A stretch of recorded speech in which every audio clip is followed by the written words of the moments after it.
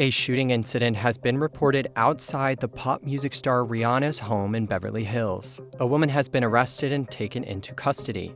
The Los Angeles Police Department said between 5 and 7 shots were fired, hitting an exterior gate to the house. Although there were people in the house, according to LAPD, no injuries were reported.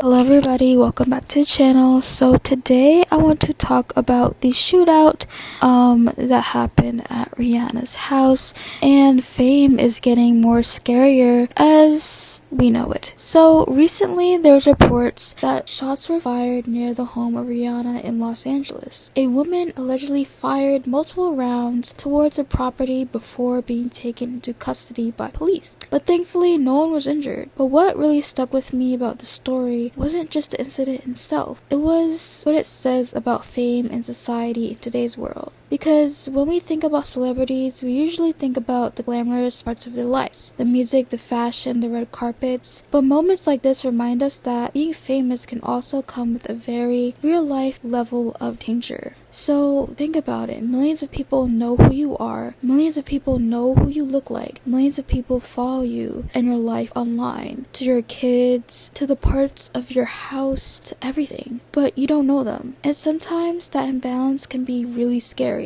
In today's social media world, celebrities feel closer to us than ever before. We follow their Instagram stories, interviews. We see glimpses of their homes, their kids, their routines. It creates this strange illusion that we might know them personally. But the truth is, we don't. And sometimes people cross that line between admiration and obsession. This situation starts to be more scarier and scarier as I report it. We've seen many examples over the years, celebrities dealing with stalkers, break-ins, people showing at their homes. And every time it happens, it raises the same questions for me. What does privacy even look like when you're famous? Because imagine not being fully relaxed in your own home. It's supposed to be safe and it's supposed to be protected. But when you're someone like Rihanna, a global superstar with millions of fans, even your home can become a target. And honestly, something we don't talk about enough. We celebrate celebrities, their achievements, their wealth, their influence, but we rarely talk about the emotional and psychological cost of living in such a public life. Think about how many celebrities have spoken about feeling anxious or overwhelmed or constantly watched.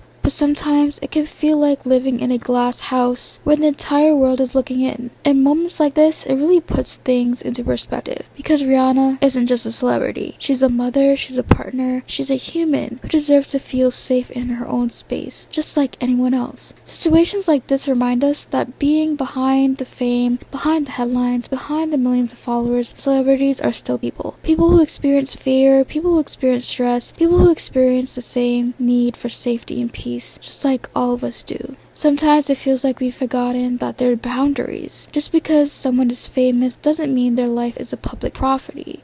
So, this is a reminder. A reminder that fame comes with a lot of more weight than we often realize. And maybe it's a reminder for all of us to think about how we engage with public figures, to appreciate their work without feeling entitled to their lives, to admire them without forgetting their humanity. Because at the end of the day, everyone deserves safety, everyone deserves peace. Even the people who puts the world on the pedestal. So anyway, those are some thoughts I had about the news. I'd love to hear what you guys think. Do you think fame has become more dangerous in the age of social media? Or do you think situations like this have been always existed? We're just hearing about them more now. Let me know your thoughts. And always, thank you for sitting with me during this little moment of reflection. This has been Journaling with Jay, and I'll see you in the next one.